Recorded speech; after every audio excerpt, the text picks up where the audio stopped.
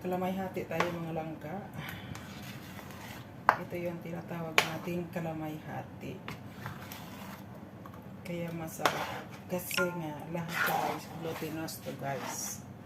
Lahat ito guys, glutinous. Kaya hindi kayo magsisisi pag bumili kayo guys. Ay, pag bumili. Pag kumain kayo nito. Kalamay-hati, glutinous rice.